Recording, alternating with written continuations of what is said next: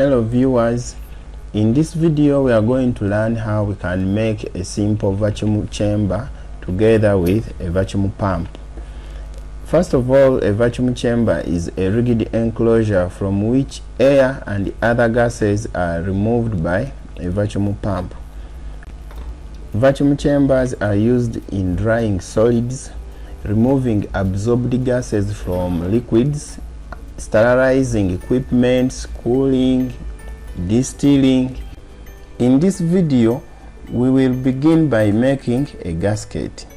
A gasket is a mechanical seal which fills the space between two or more object surfaces that are joining together to prevent leakage from or into the joined objects, which may be under compressional pressure or depressional vacuum.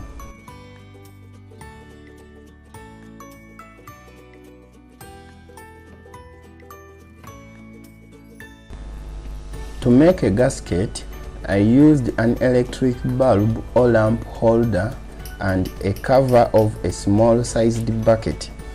To stick the lamp holder onto the bucket cover, I had to first apply hot glue onto the base of the lamp holder before I stuck it into the center of the bucket cover.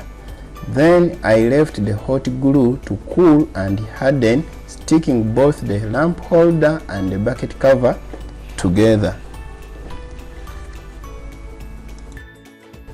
Then it was time to start using silicone liquid.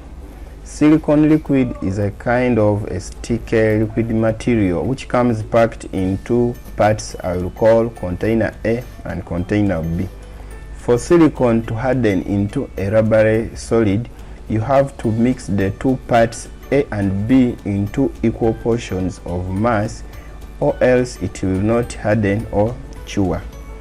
Here I used a kitchen digital scale to measure up an equal quantity for each part A and B of silicone, which I was pouring into the plastic container placed on top of the scale as I carefully read what the scale was showing.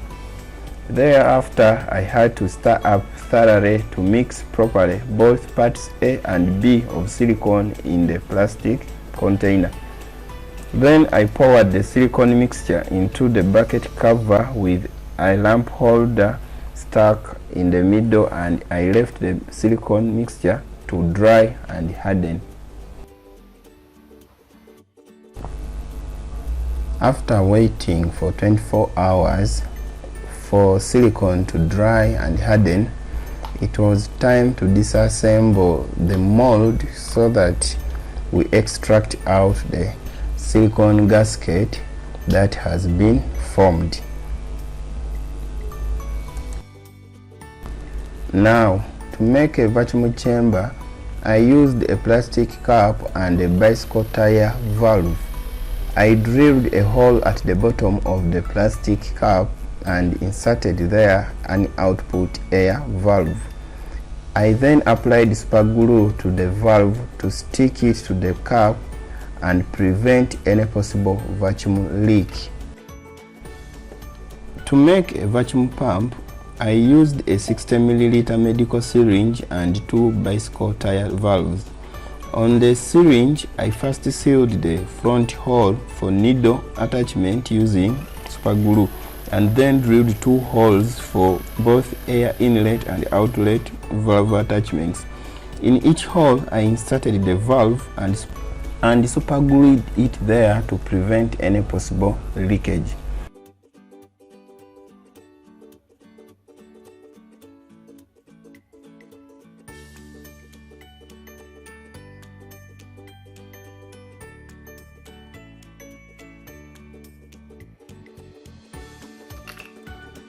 I also had to reinforce all valves on the syringe and vacuum chamber cap with hot glue in order to be able to withstand the working stresses that will be involved.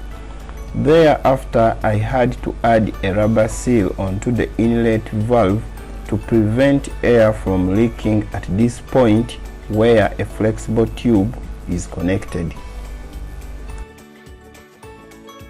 I inserted the plunger back into the syringe and tested the working of the valves.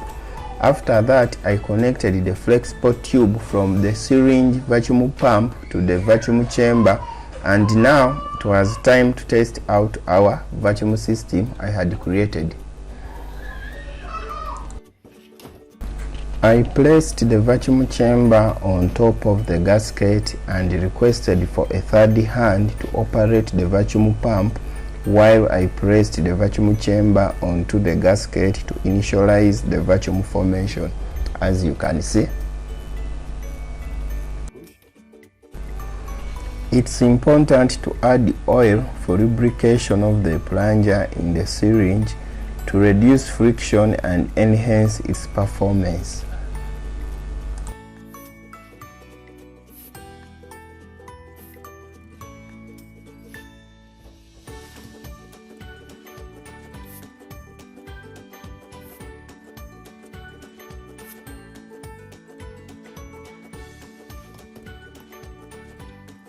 Once again, thank you for watching this video from Binge Inventions. Please like it or share this video to your friends as a way of supporting us to produce more videos in the future.